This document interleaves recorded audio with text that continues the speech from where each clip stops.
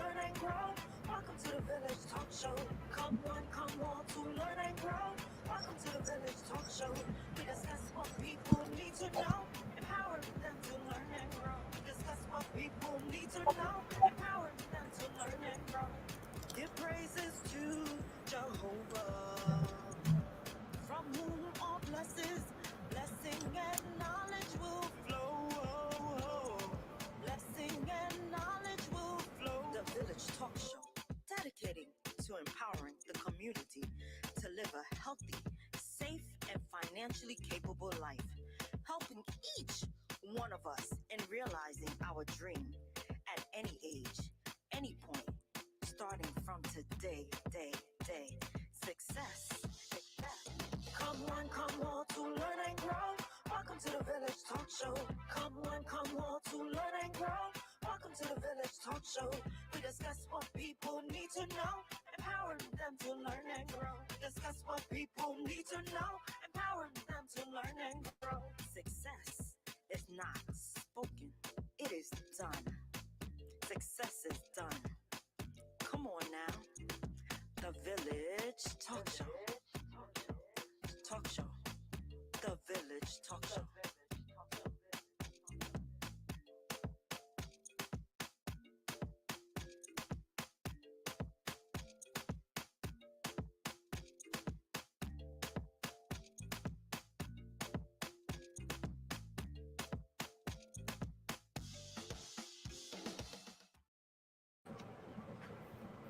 Hey, good evening, everyone.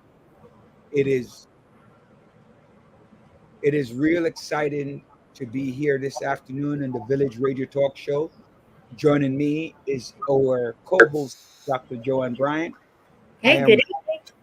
I am Roderick Daly, your host. We are watching, sharing, participating on the Village. We're we're dedicated to empowering the community to live a healthy, safe, and financially capable life through education, helping each one of us in realizing our dreams at any age, at any point, starting from today, where success is not just spoken, it is done. God bless. How are you doing?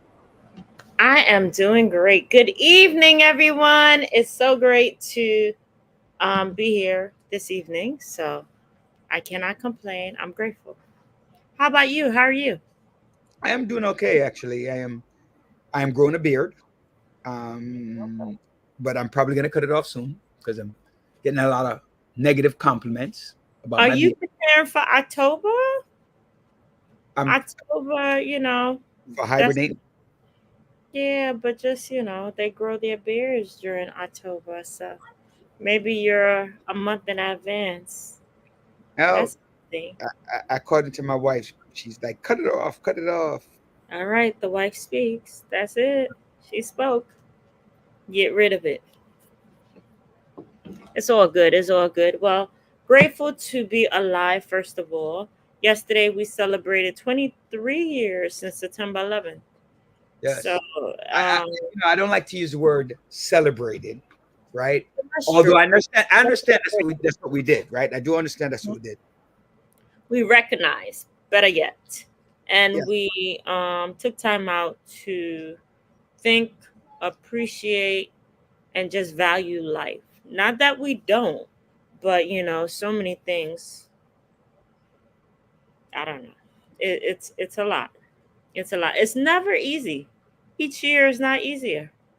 When you No, look at the grandchildren, the siblings, family members, it's not easy at all. you know, what was done Hmm. was heinous. Yeah. Every time I think about it, I'm just grateful to be alive because literally I was helping out with election on September 11th. I left at 12 something, 1 something in the morning, and was supposed to be back early the next morning at 6 a.m. And I woke up and I said, you know what? I want to go to Century 21, which is typically not me, but hey, God spared my life, and I'm grateful about that. And so many other people were have similar testimonies or was supposed to be there during that time but weren't. And those who were there, it is very unfortunate. Some people I worked with during that time didn't make it out. So being on 100 and something floor. I remind people every year Mhm. that I lost um, I lost uh, my college professor uh, Mm. there, right? I lost my college professor there. Um, um, with with right. Hold on, let me just mute for a second.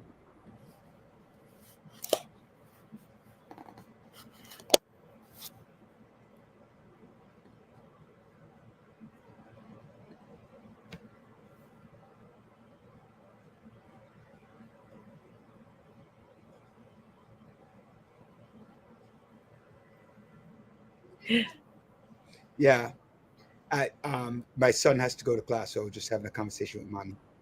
Okay. Um, so I'm trying to get them to study Spanish, and Okay. so which is a good thing. Mhm. It keeps them up and running, right? Up and running to what they have to do. Um, but like my professor that was in there, and a lot of my schoolmate, right? Um, my schoolmate and former schoolmates, Mhm. future schoolmates. And when I say schoolmate, I just simply mean they went to college with me, before Mhm. me, or after me. Mhm. Um, died in that place because the floor, Cantor Fitzgerald, Mhm. is, uh, a lot of the students from my college's business department, Mhm. they studied, they went there to work. Um, Mhm. you know, Yeah. and I like that when you're an alumnus of something, you look out for other alumni. That's why I always say for students when they go into a college, I want them to go to a college, a very good um, alumni base, Association. Mhm. an endowment that comes from the alumni. Mhm. That means that if the alumni is willing to give back millions of dollars, hundreds of millions of dollars to your school, Mhm. that means that they also provide employment. And I guess you call it the old boys network to a large part. So that was very sad. Um, Thank you for joining us, New York Cats. yeah, and thank you everyone, not just New York Mhm. Cats. We have a very good lineup today. Um, to come out and listen and share with us, especially the political climate that is happening here in New York. I'm trying to adjust my seat a little bit, right? I'm a little bit Jamaican today with my flag behind me, right there. Okay. That's still a Jamaican flag. I want to push my Haiti flag with a little cat and a little puppy underneath it. Um, That's a flag. no, I want to. No, there's a map, but I want to get my little Haitian map, right, Okay. with my Go little right ahead. cat and puppy Cute. underneath. So Cute. I'm getting right to the debate. I know Dr. Clark is coming. Our guest, Dr. Una Clark, will be on, Ah. and she'll be talking about the presidential election a lot. But if I hear one Haitian person, one, What? say that they will vote for Trump, which they will, there are, and that's your right, right? That's your right. But he called your country an S-hole country. I'll Ah. believe he was talking about countries like Haiti and other Mhm. countries, Mhm. and he doubled down Yep. and said you're eating cats and you're eating people's pets. Mhm. Mhm. And there's All idiots that will believe wait, him. wait, hold on, and then I'm just saying that he was corrected by the moderator, And he still but it was continued. false, and he doubled down. Hmm. You were saying you're Yeah. Haitian. Tell me about it. Good night, David. Thank you for joining us. It just shows how ignorant he is. Every time he opened up his mouth, he shows more and more ignorance. It's similar stupidity that he did during COVID, where he called it an Asian disease. So when you have someone who has no class and has no common sense, and you give them a platform, that's what you get, and then some. And there are other clowns who are similar to him. I'm sorry, I'm very direct. That's where the hate and the discrimination begin. It is very, very disturbing, because when stupidity come out his mouth, people react a certain way. And unfortunately, you're going to have clowns who are going to try to attack whoever this man brings up. So I don't know. It's very, very disturbing.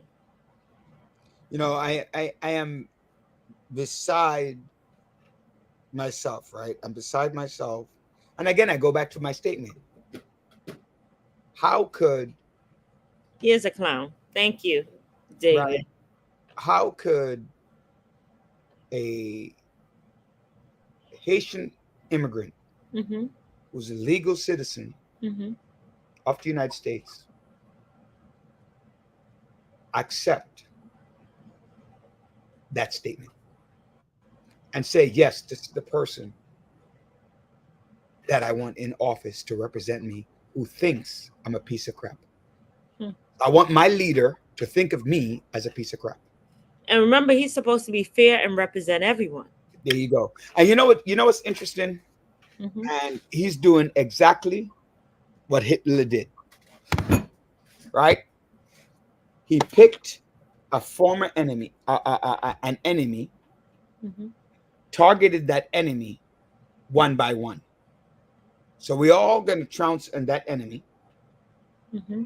Then they're gone. I'm gonna trounce on the next one, and the Mm-hmm. next one, and the next one. I was having a conversation today uh, with an associate of mine, and I made the statement: racism, Mm-hmm. right? Racism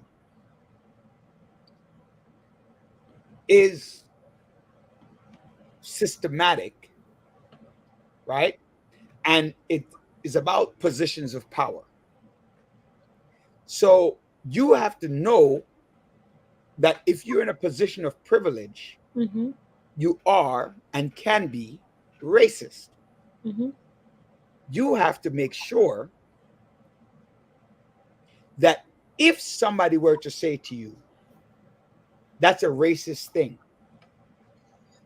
you have to be able to know and identify why is it racist, so you don't repeat the action. Right. And I was also saying to this person, there's a difference between prejudice. Like I hear the comment, oh, black people can be racist. Not in America. In order for black people to be racist in America, racist is a systematic oppression against another race. So you can't, a black man in America can't stop white people from voting along the masses.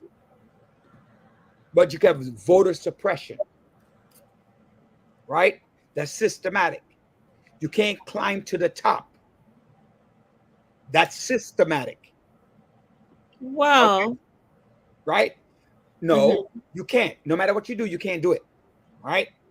You can stop an individual few.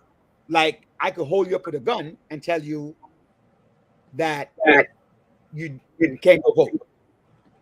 But I could create a law Mm-hmm. that says you can't vote. That's systematic racism.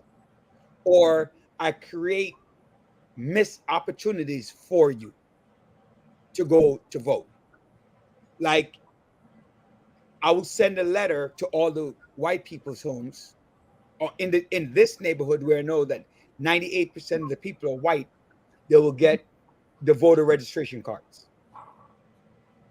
But in this area where I know all the black people are, they don't get the voter registration card. That's systematic racism. Not that I'm oversimplifying, but I'm giving an overall example. All the kids in the suburbs, right, get all the best books.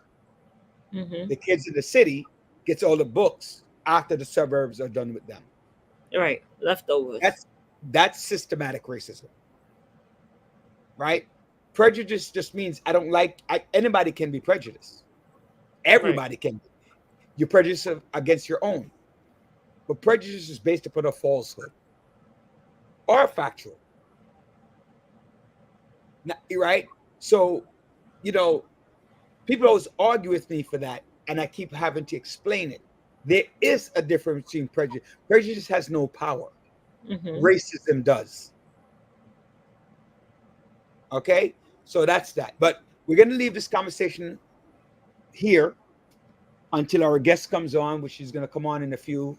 But let's talk about what else is happening around the world. Right? Let's talk about what else is happening around the world. You want to start? I guess. Yeah. What do you want to start? I guess. Well, what's surprising is I think I was shocked. Our governor, prayer goes out to her she just revealed that she has skin cancer and she has to have a removal procedure tomorrow. So in spite of everything, guess what? She's still doing her thing. I love to hear. Hey, Star Girl. Glad to see you on. Yes, just thank you for keeping me. Thank you for keeping the Village, right? Everyone, please take the opportunity to subscribe to the Village Radio Talk Show. You're watching the Village Radio Talk Show with Roderick Daly. I am your host. That co-host is Dr. Joanne Bryan. Expecting to join us soon would be our co-host, our other co-host, Dr. John L. Sampson, right? So the governor, she has skin cancer, right? So, speaking of that, yeah. Let me tell you, a lot of people think you can't get skin cancer just because you're black or whatever. That's a lie. That's a blatant lie. You really need to protect your skin, especially how everything is going, the temperature, the climate. So protection, put sunscreen protector on as a way to protect yourself. Black, white, purple, whatever, put sunscreen protector on so that you do not develop all types of, you don't become at risk. You're not put at risk for skin cancer. The thing also, while we're talking about cancer, we got to remember that this month. No, Kate Middleton, the Princess of Wales, I think that's her title. Mm-hmm. Just talked about her 6-month battle with chemo, and that she just completed that. So I have an opportunity to ring the bell. One of our local heroes from Boston, Red Sox, and he came back over to the Yankees to win the 1996 World Series. Wade Boggs just announced that he's battling prostate cancer and that he wants to ring that bell. So a lot of people are going through this. I'm finding more and more people are being diagnosed with cancer, especially older folks, from the West Indies. So it's just no one is exempt from it. So that's one thing. No one is exempt from it. Please go get tested. Please go get checked out. As my doctor stated yesterday, go get checked out. Test yourself. Just because you're a certain age don't mean that you're exempt from certain things. And it's preventable if they could catch it early. Yeah, and that's what we want to do. Speaking of which, if you live in Brooklyn, I believe it's October 1st. I'm going to get the right date. There'll be a mammogram screening at Alliance Tabernacle, which is at the corner of Clarendon Road and New York Avenue. So it's a free screening. Come out, check yourself. I always give the story and I tell it all the time that um, I found out about my blood pressure when I hosted a health fair at Mar 11 more than 15 years ago. I found out about that. So we also at Community Board 17 will be hosting on Church Avenue on Utica Avenue between Church and Linden, a Hmm. free agency fair, community fair for people to come out and enjoy in New York City. So kudos to Jill James and Montserrat Oni for their work with that. Ladies and gentlemen, we're just waiting for the time for our guest to come on at 8 o'clock to talk a little bit about what happened. I know everybody wants to talk about Trump and Wait, Kamala, but this that's week so was the first full week of school. yes, we're gonna First, celebration to that. So, yes. kudos to all the kids back in And we haven't heard anything in the news regarding. class, which is awesome, awesome, Well, awesome. I'm sorry, the first week of school in New York First school City, week. Yes, yes. right? Right. New York First week City. of school in New York City. Some So schools, charter schools, started in August, but mhm, thank God so far safety. After last week, we're grateful every week, every day we hear nothing that goes on because people are becoming numb to gun violence, and we're just grateful that so far safety first, safety first, safety first. you know, I think I'm trying to get through these topics fast, right? And unfortunately, chime in chime in out there. We are trying to get through some of the major topics. Uh, so that we, Happening. when Dr. Clark gets on, I know we're going to talk a lot. Mayor Adams, Mayor Adams, thoughts? A lot going on. You know what? I know that being in the political limelight is a lot of pressure, but he has another host of pressure in addition to running a city. So having some of his people investigated, having just it's a lot. Put it like that. I don't want to be in his shoes. So kudos to him trying to keep the city running. That's all. You know, I'm in fear for him, Your right? fear for him? Yes, Why? because I think something is up. Mm-hmm. I think that they're after him. You Mm-hmm. see, I look at it like Trump, Mm-hmm. right? Right. Uh, uh, Benev, I need Benev. Benev, I missed you because you're my biggest pessimist. Well, you have cats who said when you said Mayor Adams, look what cats. And I must tell you, Oh my God. Benev, I miss you. I mean, I was wondering where you were, Brutus. Um, I definitely missed you and your pessimism about politics. But when they're going after people around you, Mm-hmm. they're trying to, Pinpoint it back to you. yeah, what is it called? Pull the stage or the curtain or whatever it is from under your feet. Mm-hmm. So now you're the kingpin. You're at the top of the pyramid, Mm-hmm. and at the top of the food chain or the pyramid, and they're now going after you to get They're taking all your people. Yeah. right. Oh yes, John, I needed you too. Jesus, give me a thumbs up when you're ready, John. All right, give me a thumbs up when you're ready. You ready? All right. So joining us now is our co-host, Dr. Sampson. We're just at the point where we're talking about Mayor Adams and what happened, and that we're just discussing. I think that they're after him, right? They're after him whether whatever is fabricated or not, but they're after him. That's why they're going after these. And I knew, by the way, that a huge hot topic. He's in trouble. That's all I can say. He's in trouble. And then you're going to see a lot. I'm telling you up front, John, you're going to see a lot of dissension, a lot of movement in his office, right? In his office. Well, you know what? You got to get rid of those who, you got to get rid of the bad apples, or those, you just got to get, you know what? You got to clean house, you know, and it happens in every administration at some point in time. It's unfortunate that all these investigations are going on. But one thing I could say, you know, he really has not been implicated or doing anything wrong. You know, everybody, they can investigate you up the wazoo, but at the end of the day, it doesn't look good because it's your administration and it's a reflection of you. And he understands that, and that's why, you know, some people are going to have to leave. You know, He's going to have to people to leave.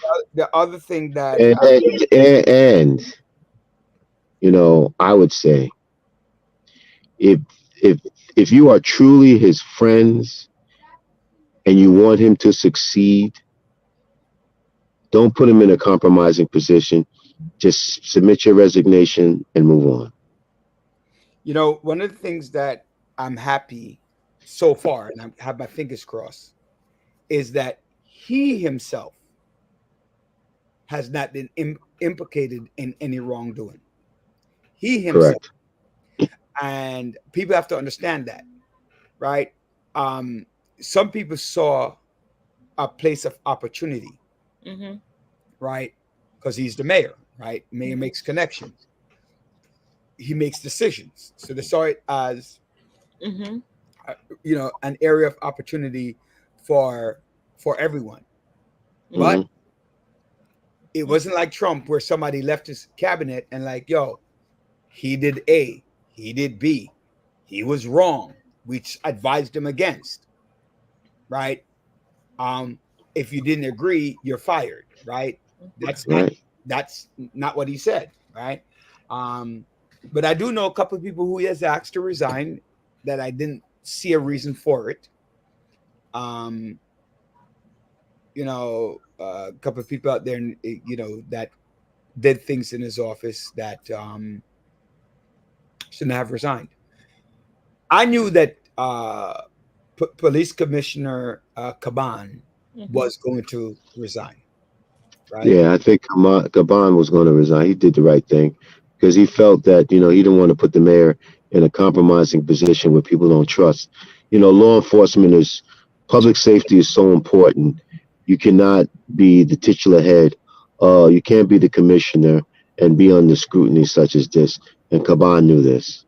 And I think, like he said, he was not only his friend, but Caban is a professional individual and understood what is at stake, the safety and public safety of the people. So as a result, he said, you know what? I'm not going to put the mayor through this. I'm not going to put the people of the city, New York, through this. And that's why he resigned. Now, the person that they put to replace him is a former FBI individual. I have no idea. I'll tell you. Um, From Donlin, a former FBI executive and Okay. found global security. So, do you think that they appointed him as an interim? Do you think that they put him there as a way to actually help the bleeding that's happening? Of course, definitely. Of course. Of um, course. Put a person in there that has no has relationship in law enforcement, understands that on the federal, state, and city level. And as a result, you know, the mayor put somebody who was a former involved in with the Fed. So, you know, he understands how important public safety is. So he did what he needed to do to reassure the people, to reassure the citizens of New York, please don't lose confidence in the NYPD. Yeah. So, you you know, know, I mean, I'm sorry, I need to interrupt for 1 second. I forgot to talk about something I totally forgot at the beginning. Frankie Beverly and James Earl Jones. may they Uh, rest in peace.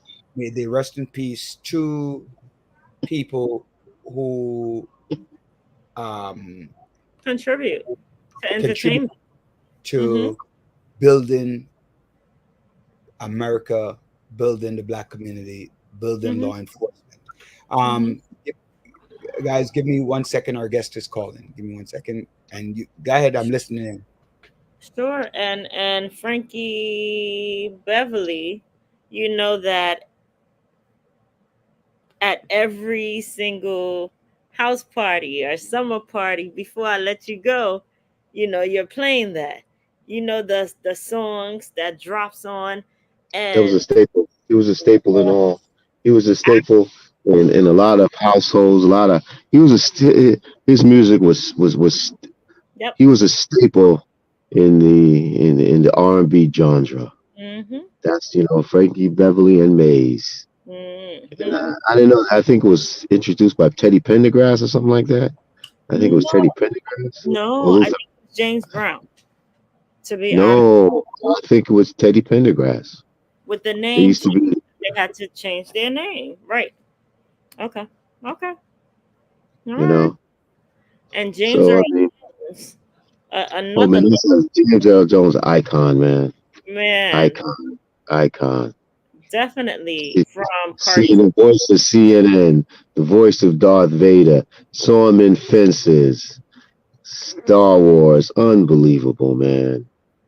He was the epitome. To me, he was the epitome of a Renaissance man. Yeah, and the fact that he actually he used to stutter and all that to say Yep, yep. there's nothing that's Mhm. impossible. Everything is possible. And guess what? It never stops you. That's the thing. Even with any type of obstacle, just keep going. Just keep going. Racism and everything, just continue to push forward because eventually it'll change. So Keep pushing through. Keep pushing through. that's it. So and you know what a wonderful legacy they leave on for people to continue that race. You know, Amen. thank you everyone for joining us right here in the Village Radio Talk Show. I am the host, Roderick Daly. Joining me is our co-hostess, Dr. Joanne Bryant, and our co-host, Dr. John L. Sampson. Just getting ready. A lot of things are happening around the world. We're talking about the two major deaths in the entertainment world, with James Earl Jones being 93 years old and Frankie Beverly at 77. Getting Right. ready to have a guest come on real fast. Dr. Una Clark, one of the stalwart of politics in New York City, in Jamaica, in the world, in the United States, fresh off the DNC. She'll be on in a couple of minutes to talk to you about what we want to talk about. What happened on Tuesday night, September 10th. Oh, you mean my man got his ass waxed? I'm sorry, excuse me. But we're not talking He about that lost. yet. We're not talking about that yet. We're gonna wait. He lost. Let's talk about one more thing. I think she's gonna be on in a couple of minutes. Let me just double check my time here. Yeah, she's gonna be on in a couple of minutes. So let's talk about one thing. Harvey Weinstein. It can't stop. Well, Diddy also the same thing. Yeah, Diddy both $100 million. Diddy for Yeah. $100 million. So, it's just like someone mentioned last night. They said the entertainment industry overall, from music to film to video to whatever, you're going to have people who take advantage of others. And unfortunately, sometimes people are desperate to getting in the limelight that you shouldn't compromise yourself for fame. That's the True. problem. Right. And $100 million is a lot of damn money. A So lot what of money. to settle for $100 million? Well, he ain't gonna pay. He ain't gonna pay it. He's gonna appeal it. They'll probably settle for something less than that. But whatever it is, even if it's 10% of that, is a lot of money. Yeah, that's true. All right. But 10% is a lot less than paying $100 million. That is true, but either way, I don't have $10 million. And the person who won is an inmate right now. The So I'm person like, who what? who actually won the $100 million is an inmate right now. I So didn't how know are that. you gonna get the money? Easy, get the money when he gets out. Yo, it's gonna grow interest, John. $100 million worth of interest is a lot of interest. I'm telling you that right up front, right? All right. Uh, you know, so I'm like, wow. The so the Harvey Weinstein, he can't stop getting in trouble. One the other thing, and one of the things that we kind of pieced together, Dr. Bryant and Dr. Sampson, I feel like a lot of people with money think they can do whatever they want and they'll get away with it because they have this. Ooh, wait. Breaking news. Georgia judge dismisses 2 charges Yeah, for for the election case. Yep. And they in also Georgia. They're gonna dismiss this, which is sad. they also denied his sentencing for November though. So the federal judge denied that as well. So that's all that No, money. no. Get that clear, Roger. He did not deny his sentencing. He denied them moving the case to federal court. Yeah, they did that. No. I just got the breaking news that federal. I'll tell you what the title is. What is his title? Hold on, I'm gonna tell you right now. Hold on. Federal appeals court denies Trump's request to delay November sentencing in hush money case. Oh, okay. He wanted to delay the November case. Oh, he wanted to delay it further than November. Okay. All right. So it's scheduled for November 26th. Mm-hmm. All right. So he wanted to delay further than November 26th, and they denied it. So you might have a citizen president who has to pardon himself on the first day. Wow. Which he will. Yeah. It's funny. I was talking to somebody today, and I was talking, I got arrested in 95 or 96 when they were doing the heated stop and frisk. Mm-hmm. And what I got arrested for was straight foolishness, right? Running the red light on my bicycle, resisting arrest. Like I wouldn't be resisting arrest if you didn't pull me over running the red light on my bicycle. Like Tyreek Hill, like Tyreek Hill. Yeah, right. And then on a bike. After you want a $10 bike, not a $300,000 car. Okay. Right. And then I literally went to court, and the judge upheld. John, by the way, can I fight that 28 years later? No, Roderick. I can't fight that. Why I can't fight it, John? It's on my. It's no, Roderick. Like, every time I apply for a job, they're like, "What happened?" And I got to explain to somebody in a ridiculous way that I got arrested for riding my bicycle through a red light, man. How dumb does that sound, man? Oh my God. I have to explain that. And by the way, just for another question, a personal question. Explain sealed. Why the hell did this ask me a question if I'm because I'm in government? Why? It said sealed. Riding the bike and I was laughing. certain jobs they can unseal, they get access to it. So being an educator, they can. Yeah, but it impacts my promotion. It can impact it never did, right? But it can impact my promotion. Could depend on your boss. True. So your boss can look at it and say, my boss is going to say, really? That's what you have a record for? And she laughed. Because I laughed too, but it happened to me. So I'm a little bit peeved. Right? Be fine. Right? Good evening, ladies and gentlemen. Just waiting on our guest. So one other thing real fast.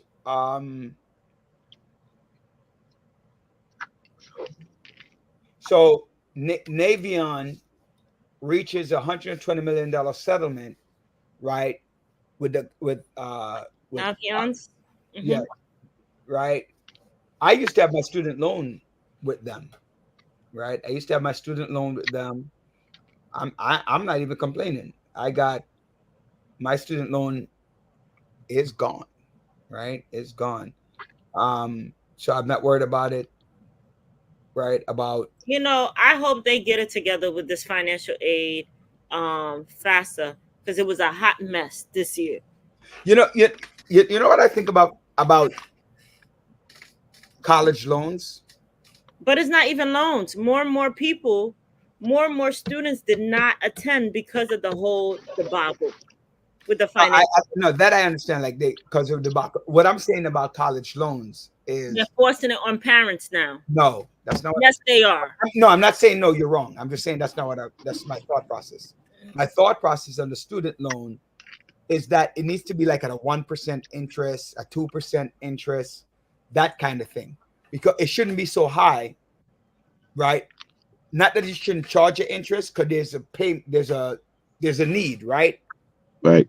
But the interest rate is just so high that it makes your return payment so high. And if you get out of college, you're not making $300 a month is a lot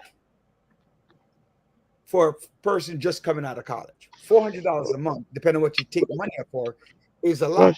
And a lot of that is from, $1,000 a month is a lot too. well, if you're taking $1,000 out a month, I think that's a problem, right? That means you're over your head, right? That's putting your want before your need, right?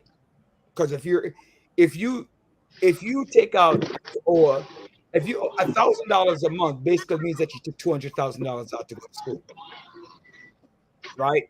And if you took $1,000 out to go to school, what did you plan to do with it? Here's the thing. The way that it is going right now with the whole FAFSA thing, by the time students are getting out of school, the parents are hit with $40,000, $50,000, $60,000 a year. So when they're done, wait, that's not possible. oh no, I did No, get no, $1,000 you're being a Trumpian. You're being a Trumpian. No, I'm not. Yes, you I'm are. not. I'm not. There Don't is no- ever. I'm gonna call you. Man. I'm gonna call you. You're being a Trumpian. You know what I mean by that? Extorting facts. No student loan, ladies and gentlemen. I didn't say student. I said parent loan. They're pushing it Again, the way it no is. Sure, parent is loan. Lord have Student, mercy. wait, no student loan, no parent loan is $60,000 that you have to pay back per year. None, zero. I said payback. I said that's the amount that they're But pushing. that still equate. All right, Wait, hold on. Let's do the math. all right, Roderick. Yes. I know what I'm talking about, and I was Go ahead. Maybe I don't understand. Explain it to me better. so the way that it was restructured, instead of students taking out a certain amount, now it's being pushed more on parents to take out a heavier load, the Parent Plus loan. That is true. For the parents to take the brunt of everything. So if your child qualified for, okay, yeah, the first year they'll give you $5,500, but then here you send the parents the bill. Oh, by the way, we have a Parent Plus loan for $45,000 that the parent could take out. What? Are you crazy? So that's what is considered financial aid, and that's the problem. So that's what I said before, right? I said putting the wants before the needs. Right? The child might want to go to school for $60,000 because that's their right to want, right? So you want something, there's a need. Right. Right? It's two different things. So I am not going to take out $45,000 a year in loans, me personally, for my child to go to school. Right. It's not going to happen. So it happens to those parents, right, who feel like they can get whatever they want. Right. That's a different story. So if you choose to take out a $6,000 loan, that's on you. And more, let me tell you, the sad part about it is because of how everything is structured, a lot of kids accept schools and they didn't get a package that at the last minute, hey, this is all we have available. So that's the problem. So it's as though it's a setup for You don't want to disappoint your child if that's the only school that they decide to, there's always, that's why it's important to have fallback schools. But unfortunately, the way that it was put, a lot of parents were put in compromising positions with the whole financial aid debacle.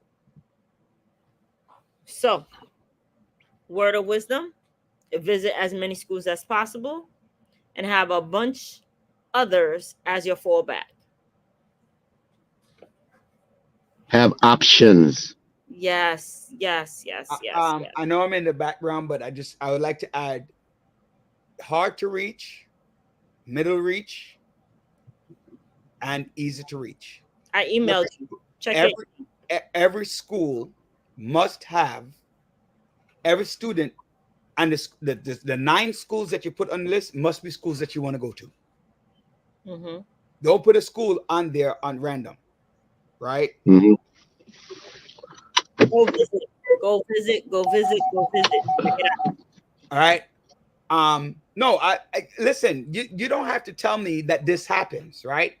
When I got accepted to college, I got accepted to 6 out of 9 schools, right? I was on the waiting list for Cornell. No, I was deferred for Cornell until my sophomore year. Cornell University deferred. I got rejected by Johns Hopkins University, and Vassar was going to accept me, but they were waiting for me to send in a writing.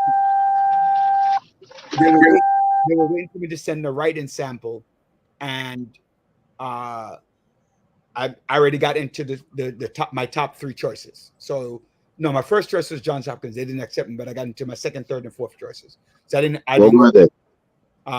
My first choice for school was the one I went to. My second choice was the one I went to, which was Haverford. My third choice was Syracuse University, which I got into.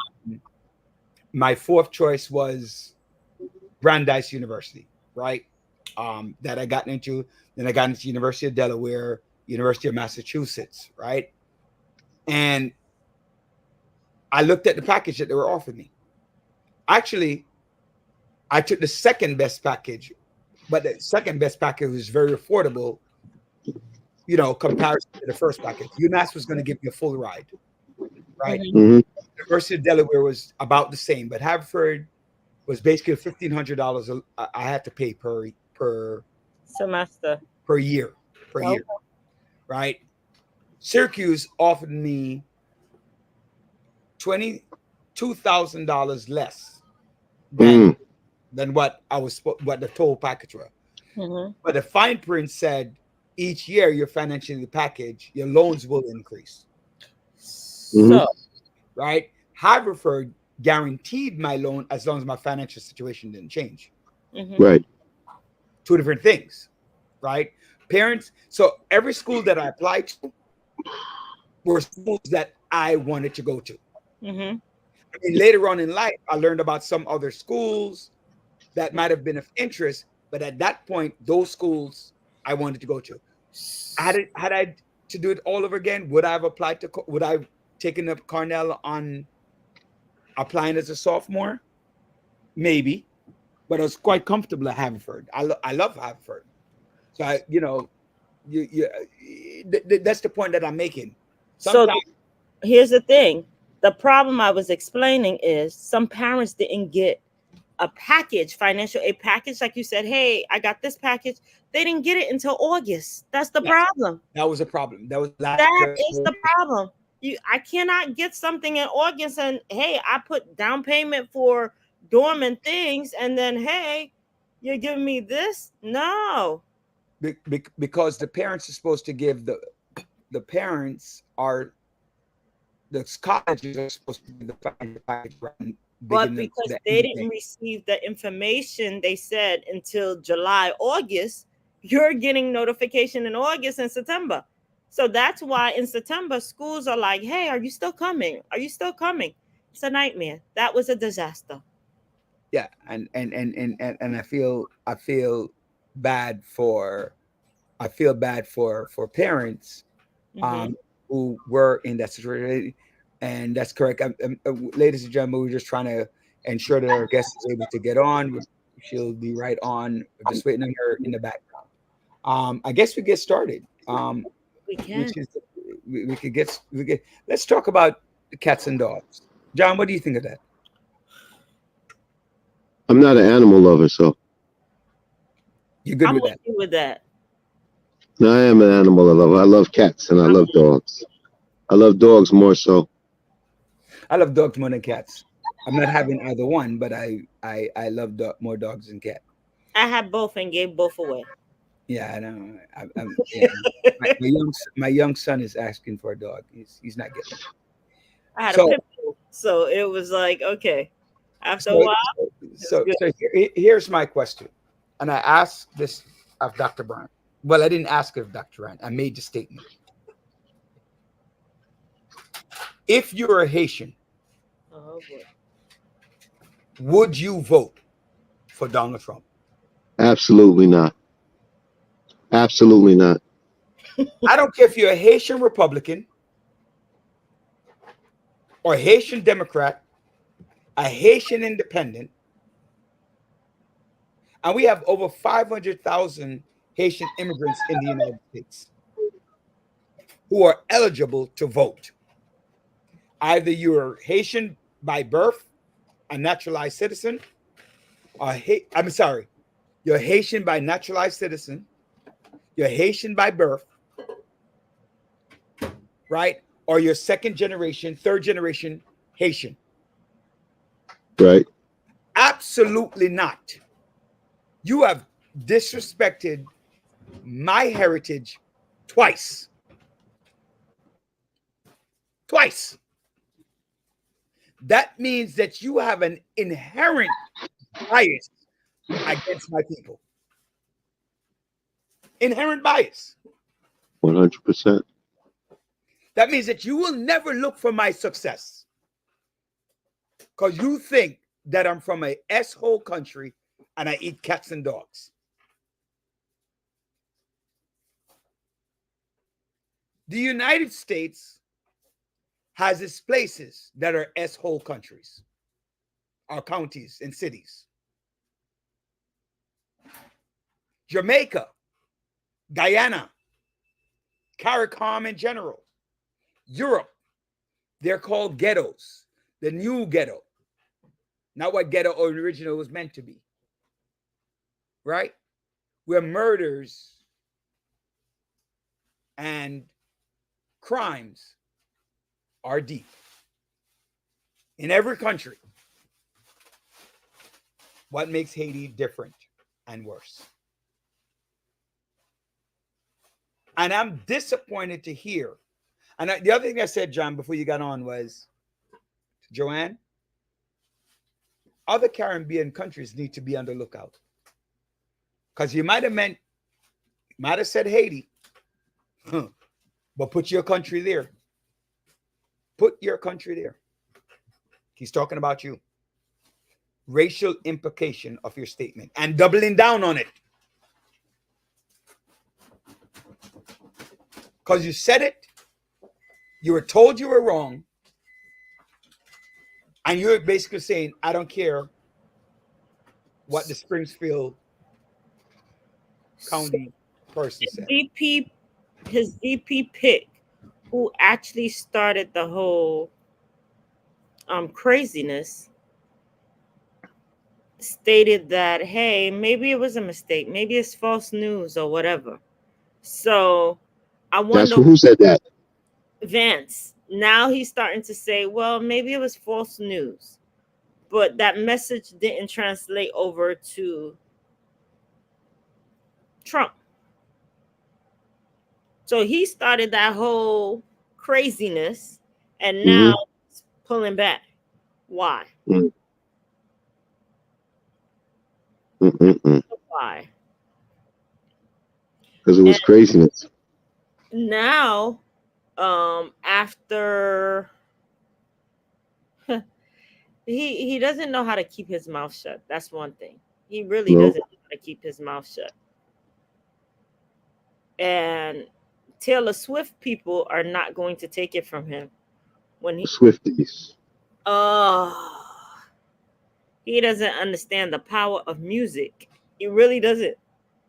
This woman went on tour all over, and to start saying, hey, she's irrelevant, can't connect, or whatever, just like the beehives, they're going to come after him.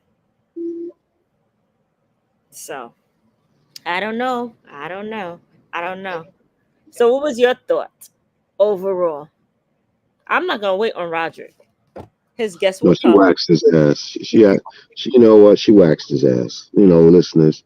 She really, you know, for her to be inundated with all the name calling, being called dumb, being called, you know, a flip flopper, you know, a non-presidential. She showed you one, she's not a dummy. She's very intelligent. Two, she showed you that she can be presidential, and three, she has shown the American people that she is a woman who understands, can command respect on the world stage. So, you know, my kudos go off to Kamala. And, you know, I think, you know, I just think that, you know, and I think, and, you know, I listen to Fox News a lot, Fox and Friends. Mm-hmm. And, you know, they got one guy in there, Lawrence Jones, on there. He's the only black person that they have.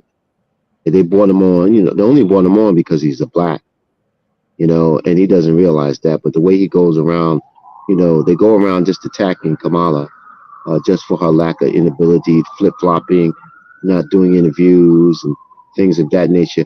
But they were all surprised the next day how intelligent and how command she was of the issues, and that presidential look that she had. They were all amazed. As a result, they started blaming all the refs. You know, it was 3-1. Bottom line is this: she kicked his ass. You know, but she did at times that I noticed. They asked her direct questions, and she didn't respond directly. She, you know, she pivoted around them. Like the first question, the question was, "Are you better off 3 years?" Now she gave her normal. You know, this was a rehearsed speech that she did. But after that, she let it flow. She responded. Uh, she baited him. I love it when she talked about the crowd sizes because she really got him. She got him there, boy. You Yeah, know, and even on immigration, she got him there too. because they blame her for Mhm. everything that hasn't gone right with immigration. Right. But guess what? He's the one who actually blocked things when they Yeah, were. but you know what? But Trump, his best remarks came at the end in the closing. He says, you know, you want to do all this, but you've been sitting in office for 3.5 years. What did you do? Which was a good point. That was a well point. That was a good point. That was a point. You're in there for all these years. You got to make certain changes, but you know she should have expounded what changes she did have an impact upon. But overall, it was a she beat him overall. Overall, and even um, Brett Hume indicated that she had a better night than Donald Trump. Yeah, And that's then, you know, Trump didn't realize he had to go to the spin room and try to spin everything. And that's what's wrong with Fox News. Fox News fails to tell the president the truth. the what? They want to What is he? they Former. want to stroke the He's former not. president. Yeah, but Yeah, I still, you know, I still give him his due respect. yeah. But guess what? They don't give the same respect to Obama. Yeah, So they don't give the same respect to the VP. So that was a problem. All the time they're addressing him as president, and with her, they weren't doing the same. So yeah, that's a problem. but you know, this our country is so divided. It's just we're just so divided. Because then the next day, you know, I was just listening to some go in the diner and listen to some of the people and their Nicole, perspective. she said there was no opportunity to say what they did because he made the comment at the end in the closing, which is true. Right. At the last word. So she would have responded back. Yeah, I mean, but she didn't respond to the first question that they asked. Mr. Broderick, you're back, brother. Yeah, so we're just trying to get our guest is having some technical difficulties, so we're trying to get her on. Please excuse my absence. I am listening to you guys. I don't agree with you, John. About Um, what? I think that she did answer the question. She did not answer the question. The Yeah, question is, are you better off? She did not answer the question. She just gave us thumbs. I intend to do this. I intend to do this, and I intended to do this.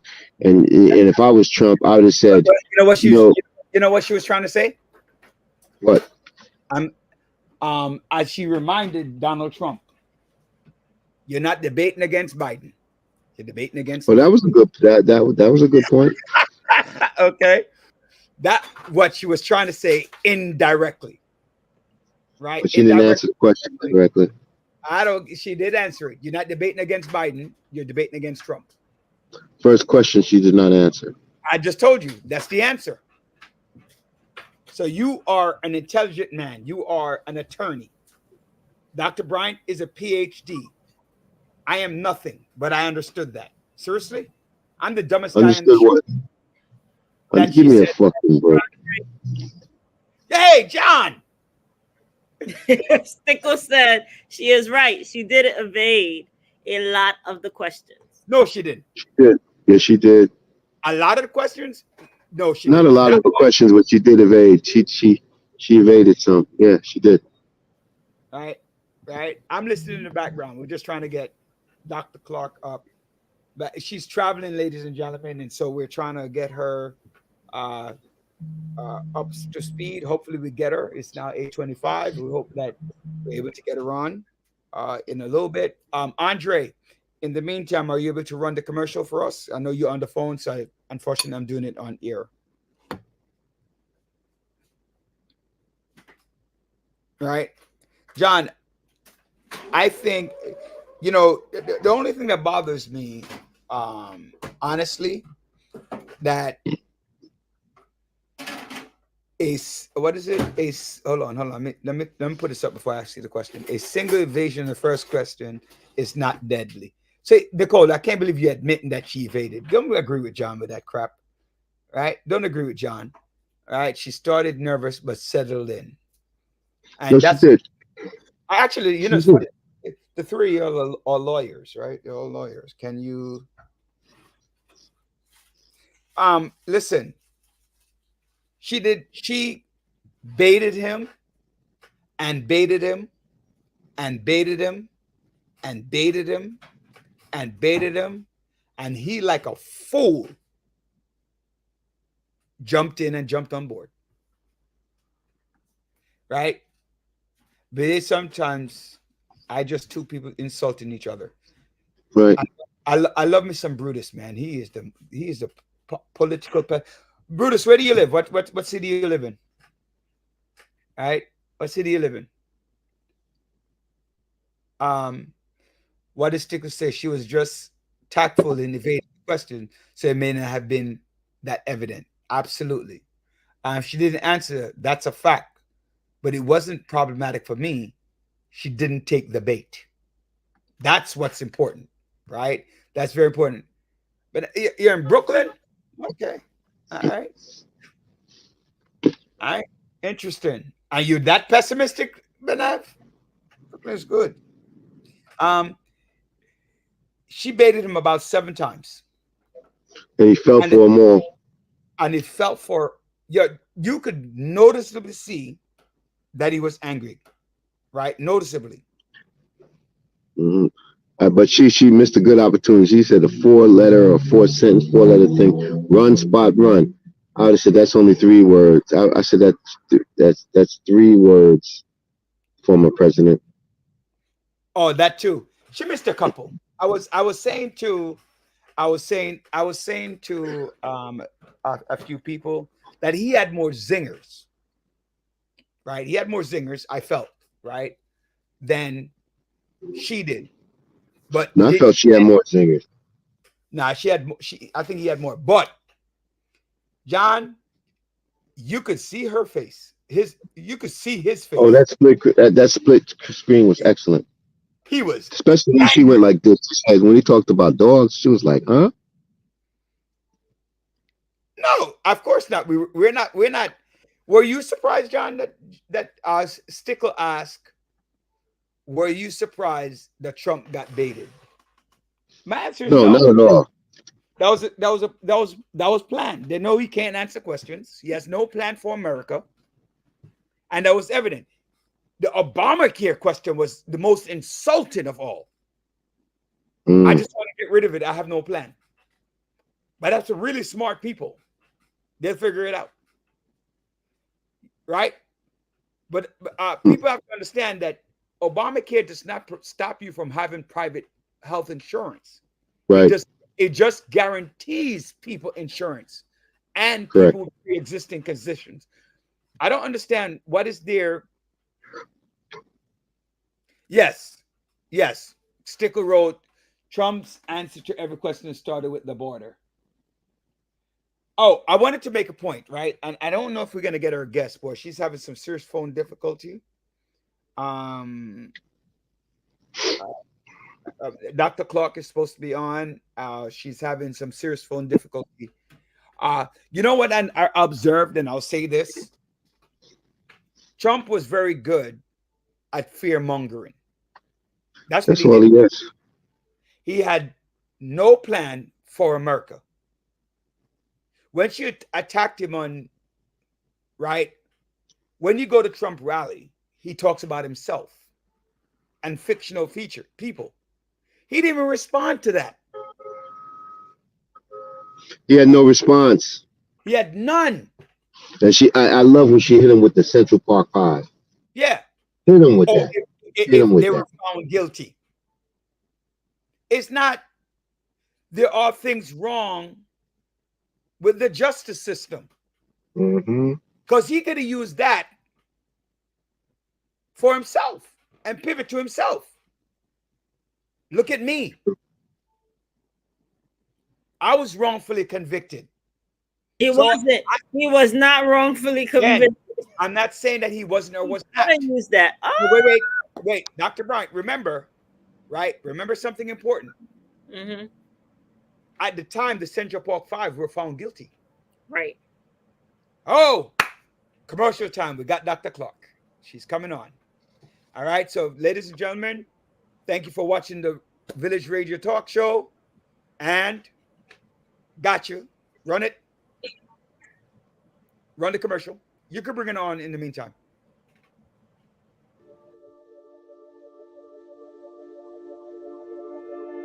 Footprints Cafes now offers Caribbean flatbreads, available in 11 mouthwatering flavors, including favorites like jerk chicken, curry chicken, honey garlic chicken or shrimp, ackee and saltfish, garlic cheese, and more. Our flatbreads are satisfying and can be enjoyed by the entire family.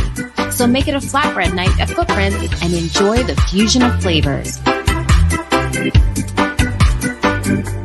These flatbreads are so good, you might just have to fight for that last piece. Good thing there's plenty more where that came from. Get yours today from any of our Footprints locations. Want to enjoy your flatbread at home? Then order on Uber Eats and get it delivered right to your door. We'll see you there.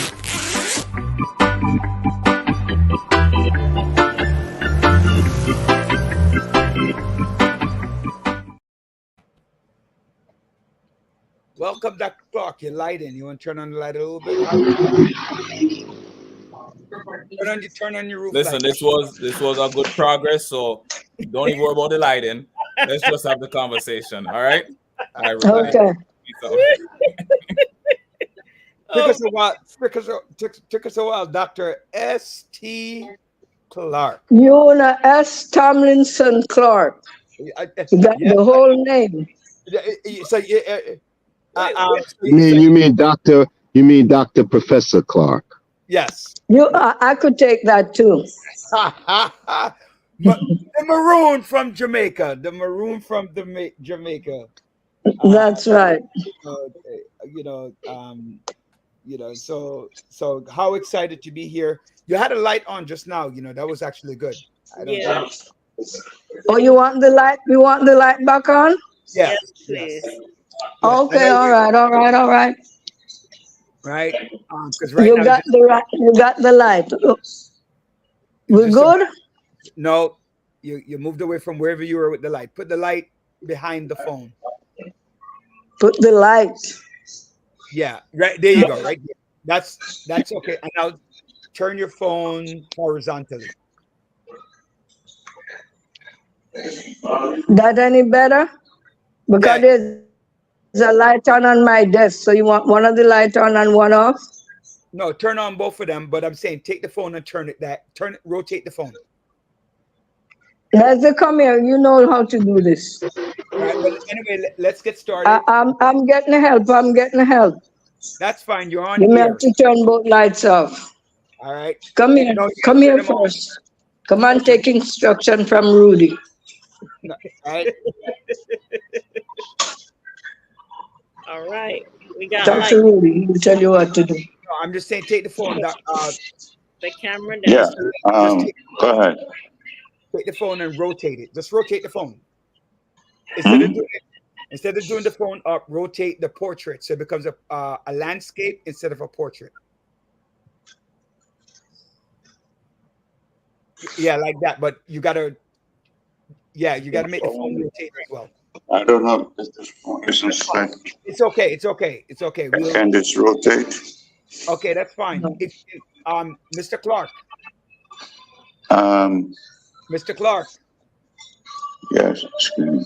If you can get another light to put in front of her desk, that would be good. Give more light in. You want another light? Yes. If you can, that would be good. All right. All right. Let's get started. Kamala Harris, Dr. Clark, who you and I both think. No, hold on. You need her? You mean to give it to her now? Yes, please. Okay. Just get another light, Mas Leslie. Uh-huh. All right. You don't have to put the phone at your ears unless you can't hear. We can hear you. We can see you. We can see you and hear you. Can you see me or can you hear me? What are you looking at? I can hear both. You can put the phone at an angle in front of you so we can see. That's all. Is this okay? Yes. You can bring down more. Right there. Ah, perfect. That's okay? Yes. You're moving it back too close. Okay. Right there. Don't move it from right there. Okay. So we have a big race coming up this year. They come get the bail, I know. Right. We have a big race coming up this year, 2024. The 47th president. Who are you supporting?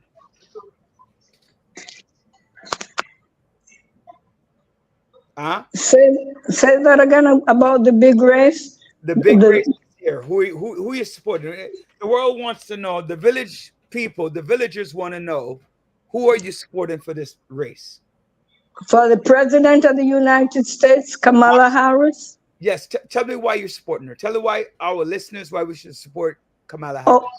Oh, okay. Well, all our listeners should know that since 2000, I have supported every Democratic candidate that ran for president and have been a delegate for each of them from the beginning of my political career, because I believe that Democrats do the most for poor people, for working people, and those of us who are immigrants to the United States of America.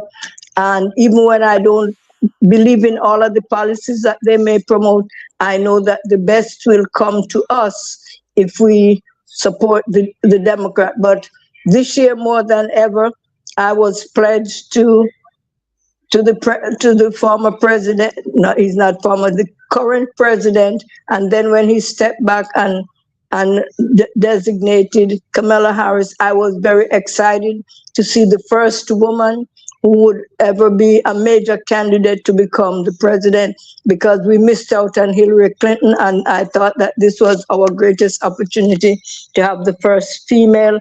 And then when it was a black female, that got me even more excited that we would make history and that the possibility is there. I think for every person in our community who is a citizen and who's not registered to vote, this is your opportunity to make sure your voice is heard, your pressure is felt, and so that the United States of America will know that as a community and as a people, we've made a contribution. We are givers and not takers for the most part. So I have a question for you. How did you think the debate went? I think the debate was a knockout punch. It was a knockout punch. They were talking about when Trump had debate against the president. Kamala was well prepared for it, and she gave him a knockout punch. I thought he didn't know that where the left hook was gonna come from, and he got left and right, and he had no chance even to put his hand up to throw a punch because he was getting them from all sides. And anybody who watched that debate will say that that's right. Kamala was well prepared. She used her prosecutorial ability. She put her debate skills, and she put her womanhood right behind it. And he didn't know what was hitting him, left and right. So, by the way, ladies and gentlemen, we're talking to Dr. Una S.T. Clark, mother of Congresswoman Yvette Clarke, on air, fresh off the DNC convention, Democrat National Convention. That's saying it twice. And she was a former city council person here in New York. She worked for the former mayor of New York, and she's had many posts, part of CUNY. So she's very well knowledgeable of what's going on. One of the people, her daughter, was very key in bringing Barack Obama, the then Barack President Barack Obama, to Jamaica, and helping to revitalize Jamaica. Many people have said, Dr. Clark, that Vice President Kamala Harris is finally identifying herself. Oh, we lost her. Let's see if we can get her back in a little bit. But it's very interesting, right? And I'm that type of Democrat too, John, where I don't support all of the Democratic policies. Right. But I do believe that as a Democrat, I make the most headway as a middle class person. Right? That's how I feel. And that's what I've identified with. Mm-hmm. Right?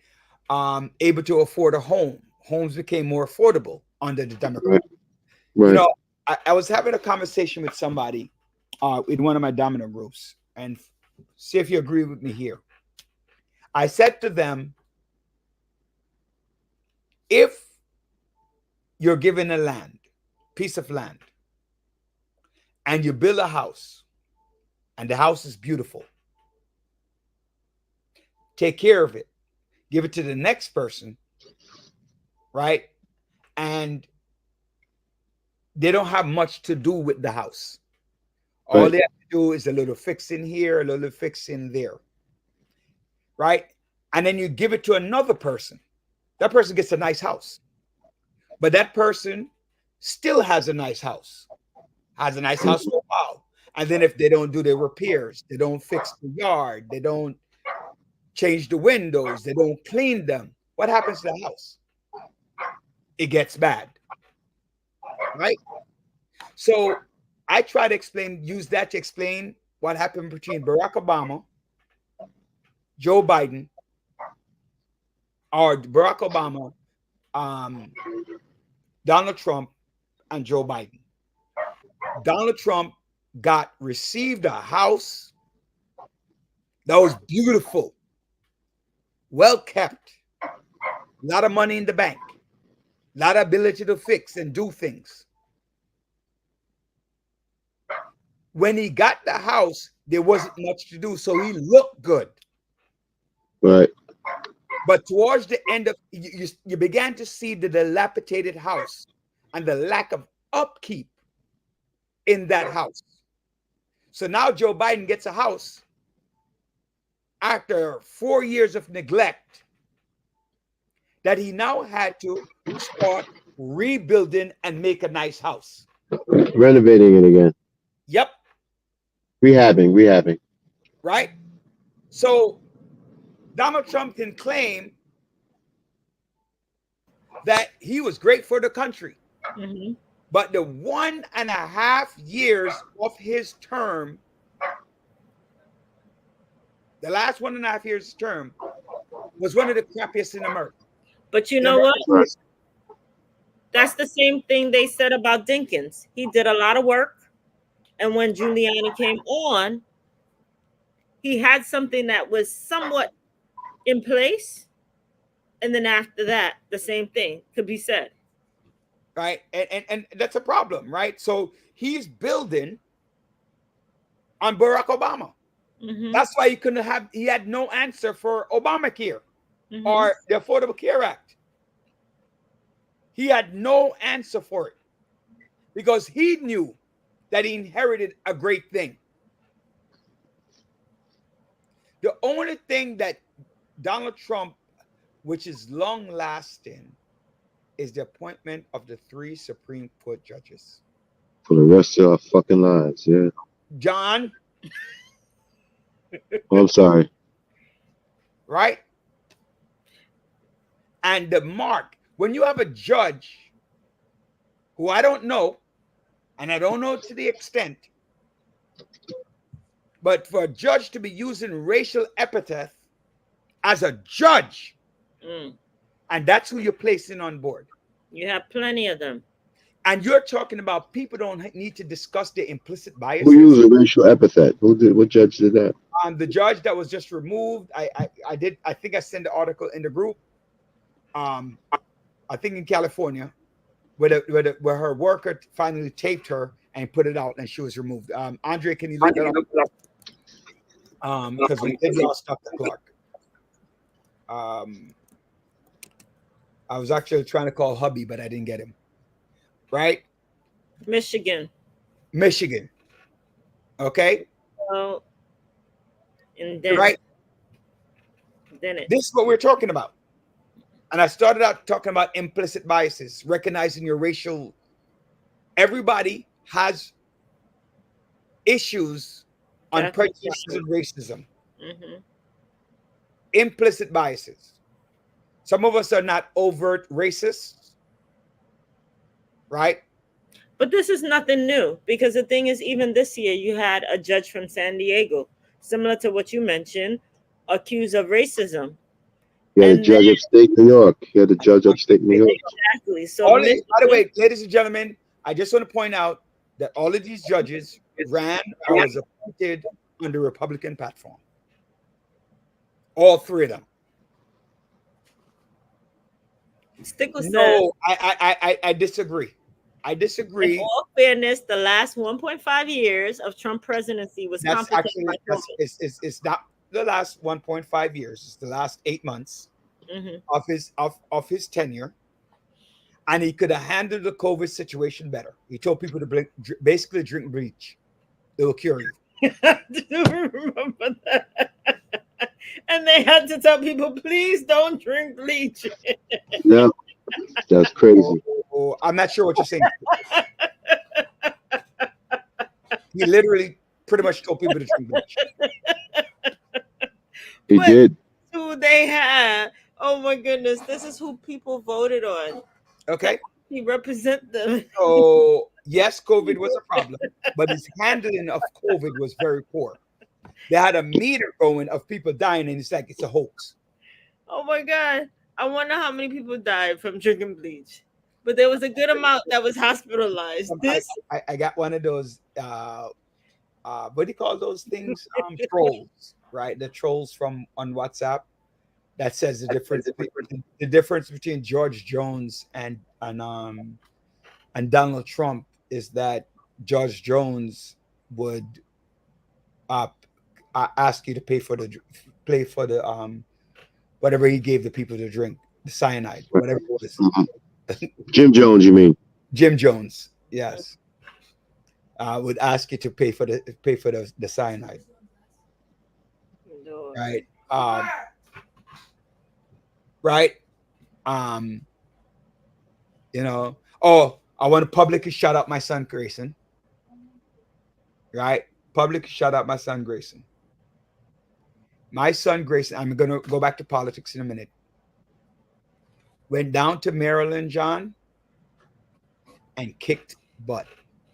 Nice. Baseball? Baseball. He took second in the home run derby. And he almost took first. He missed 2 long bombs that hit the fence. And if those 2 had gone over the fence, he would have been the champion. Well, congrats, Grayson. His team that he was on took first place at the All Ripken tournament. Nice. Nice. Tournament ended on Sunday.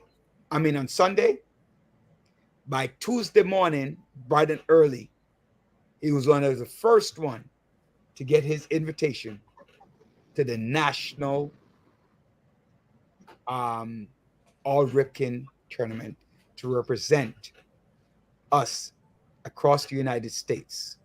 Congratulations, Grayson. Big up. All right, so big up to my son Grayson and bless. And John, for you, his first week of football. First week, the Jets, John! the Giants. The Giants suck, but it's only the first game. Also, the Jets, their highly touted defense was run over by the 49ers. So we'll see. Also, I got to give a shout out to my daughter Kira. She got sworn in yesterday. She is officially an admitted attorney in New York State. Ooh, congratulations. Sweet. Jennifer wrote, Trump is the definition of white mediocrity. People suffer at the hands of it. Mr. Daly, you emphasize, especially as Black people, to strive past mediocrity. I won't ever forget it. Thank you, Jennifer. That's beautiful. Well, Jennifer Joseph? No, Jolie. Jennifer Jolie. Right? And that is 100% correct. 100% correct. You know, I say it all the time. Our children need to be better than us. Amen. And if we stand for nothing, what do we expect for them to stand for? Of course. And to put this clown, the amount of, to me, the amount of disrespect, John, he doubled down on Black and Latino jobs, John. Double down. Migrants are taking Black jobs. It's not that we don't do housekeeping. He didn't say that at the debate. He didn't say that. Yes, he did. He didn't say anything about Black jobs. Yes, he did. I didn't hear it. He said the migrants take the jobs that African American and Latinos have. He doubled down. Right? He doubled down on it. My argument is as follows. I think we have Dr. Clark back. Right? My argument is as follows. If she's back. Yeah, she's back, but not the video. The camera's not on. All right, we got to put her on so she can talk at least, right? Dr. Clark, we're going to put on so we can hear you while you forgot the camera. Dr. Clark, you can hear me? You're backstage. You're on the show. Right? Sounds like James Earl Jones for a second. He did. Dr. Clark. All right, are we going here? Yeah, we can hear you. So we're going to, all right? Are we going now? Yeah. Andre, can you see get a picture of her to put up behind our back, please? So we were talking about the election, and we were just talking, and I was saying just now that as African Americans and people who strive to end racism,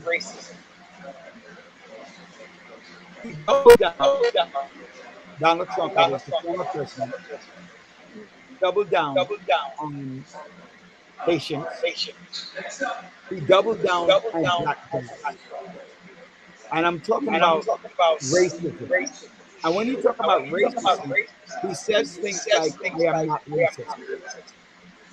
But if you say the migrants take black jobs, you don't say the migrants take white jobs. What does that say to us if that's Can you hear me?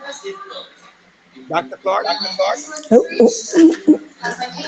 What do they mean? Well, I have a sign which says, voting is my black job. And that means that voting is our black job. So if we go out and vote this time around, that's our black job, which is to bring in a black woman into the White House to make sure that our voices will be equal with the voice of every other American. But we have to make sure that the dog whistles don't always interrupt what we have to do and what we want to do.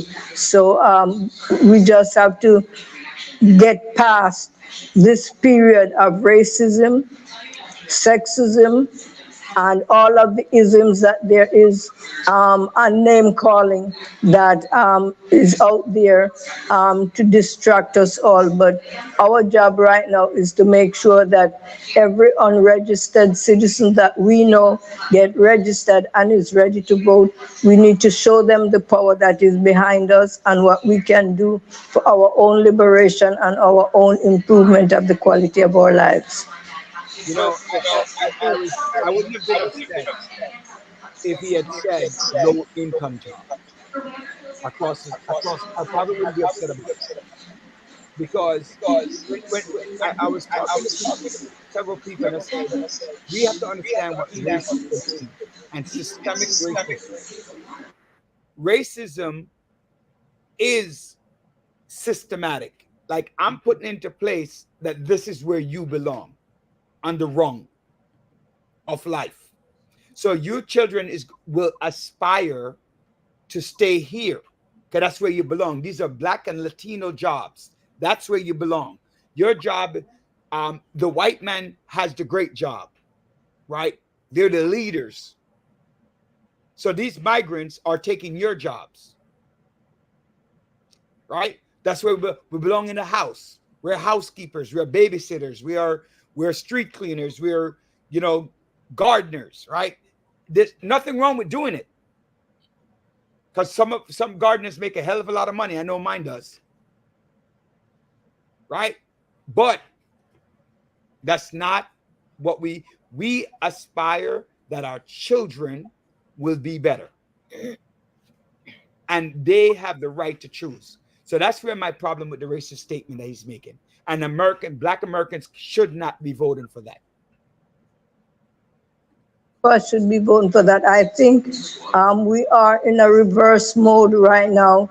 I came to the United States when George Wallace was standing in the way of Black children getting an education in the South, and then came the desegregation and all of that, and it was a big push with Dr. Martin Luther King and everybody. And when the doors opened that we could go to all of the universities to prove our expertise and our brain power, all of that meant they said that it was not right for us to be able to get into the colleges and the universities. So they're reversing just about every aspect of improvement in the quality of life that people of minority have achieved. And then when you look at what just happened with it, talking about Haitians in Ohio or someplace eating dogs and cats and eating people's pets, what it is to put fear in the hearts of people against people who they don't know and whose experience they don't have. So we just have to put the blinders on right now, put all of what we have into this election, and make sure that we all get out there and vote, and that it will be undisputed, because he's waiting for narrow margins so that he can go back and start another January 6th. following what happened the last time around. So we just have to not even pay attention to what the Republicans are saying right now because they're crazy. The good one, the Republicans with good conscience are all endorsing and supporting Kamala Harris. So that is to tell you how bad things are, and we now have to make up our minds that this is the one thing we have to do between now and November is to get everybody out to vote, and that we must make it a resounding victory so that there's no comeback and there is no way for them to dispute the numbers once they see it. And both the electoral college states as well as the popular vote states, we got to make sure that we are right there everywhere to make sure that this is a resounding victory for Kamala Harris. Ladies and gentlemen, we're talking to Dr. Una S.T. Clark, Tomlinson Clark, on the phone right here on the Village Radio Talk Show. We're talking about the election and what we need to do as a nation to get out and to support one of the candidates, the Democratic candidate Kamala Harris for president, and some of the issues. You're free to ask her a question. I could just read it to her because she, we could just read it to her. She's on the phone, and then we could follow up with her. One of the things that I want to ask you, Dr. Clark, in terms of violence that Donald Trump talked about, all of the violent people coming to the United States and making those countries safe. What would be your response, different or similar, or what would you add on to Kamala Harris's statement? Hold on. The bottom line, when they talk about violence, there's no place where violence is more prevalent. In the schools in the United States of America and just about everywhere you go, there is violence. So that guns are all over the place, and most of the smaller nations that have guns, they are imported from the United States of America or traded from the United States of America. So that I think that we are always being distracted from what the real issues are, and we're not focused on what the real issues are.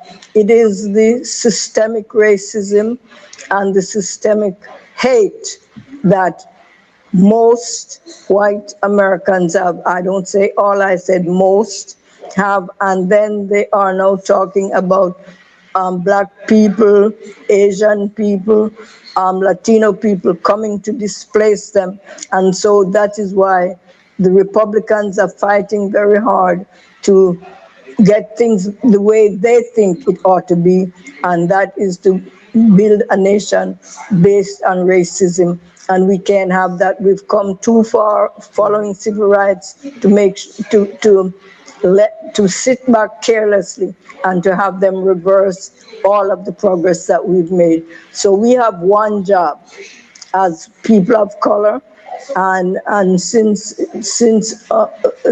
Trump thinks that white people are just his folks, then we should talk about everybody, Latino, Asians, all of us should come together as people of color, and we ought to show them that we will not reverse it. We will not go back, as Kamala Harris said, we're not going back there. So we just need to focus on what we have to do between now and November, and let nothing distract us except to get out and vote. Make sure all of our young people leaving high school at 18, that they register to vote, that in all of our colleges and universities, the young people entering, get out, register and vote, because we can do this and we can make it a resounding victory. And once we make this a resounding victory, there will be no questions about come January who the new president of the United States will be. And to me, I am just so excited that the first woman to become a president is a Black woman, and a woman that have roots where my roots are from. So I'm just excited about it all. And I pray that this time people don't just sit around and say, hey, I know she's going to win and not go out to vote. So I pray that people don't use that as excuse to say, hey, we're not going to do it, similar to what they did with Hillary. Hey, I know she's going to win or whatever. No, don't do that. Go out and vote. And don't only vote for the presidential election, vote for every local election. So we have to go from Before I top to let you go, bottom. Dr. Clark, before I close the show, some people thought sudden Kamala, Vice President Harris, was saying now she's black. When did she change from? Wasn't she born the way she was born? What exactly do they mean by all of a sudden now she's black? What was she before?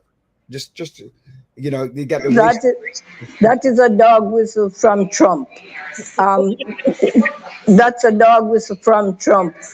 Trump like confusion, and whichever way he can confuse people, he tries to confuse them.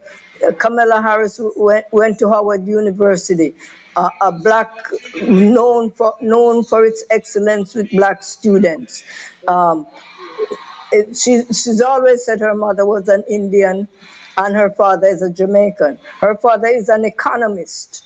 So that's a middle-class black man. Her mother was a research scientist. That's a middle-class woman. So she's born of the middle class, is the daughter of two immigrants that came to the United States of America, found each other, marry each other, and if the marriage don't work out, it's not her fault.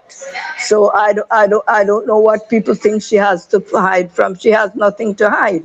And she can prove to all of us that it's not where you're born or to whom you're born. It's what you do with yourself that is the important thing. And that is to make sure your brain power is matched to everybody else's power. Because I believe in two power, the creator, who's the greatest power, and brain power, which God has given evenly to every human being. So we just need to exercise that which we have. We have lost her. Just a couple of comments. Thank you, Jennifer, Joseph, Tracy, Deidre, Maureen, for your comments, the villagers for your comments, New York Cats, Stickle, everyone on the village. And thank you all for tuning in tonight. We're going to try to see if we can get her back next week, and we're going to work with her during the week to make sure that everything is set up. I want to thank each and every. There's so many events going on this weekend. If you live in Brooklyn, Intercessory Church of God on 95th and Rutland, they'll be hosting their event. We have the I don't want to forget, we were supposed to actually put it up, but we didn't get a chance to. There will be Daniel's Day in terms of health and wellness, next week, Saturday, the 21st. That's on Montgomery Street in Brooklyn. Related to that next Thursday, right? So that people won't forget. And we also have a Korea Day coming up. There are a lot of jobs happening in jobs needed in America. So God bless each and every one of you. It is a pleasure for having you join us right here on The Village. So I am Roderick Daly, your host. Joining me, our co-hostess, Dr. Joel Bryant, and our co-host, John L. Sampson. Thank you to our guest, Dr. Una S.T. Clark. God bless each and every one of you. And thank you for watching, sharing, and most of all, subscribing to the Village Radio Talk Show, where we're dedicated to empowering the community to live a healthy, safe, and financially capable life through education, helping each one of us to realize our dreams at any age, at any point, started from today. Good night. Happy birthday to everyone. I don't have time to call them out, but happy birthday to everyone that I missed. And welcome back to school. Thank you. God bless.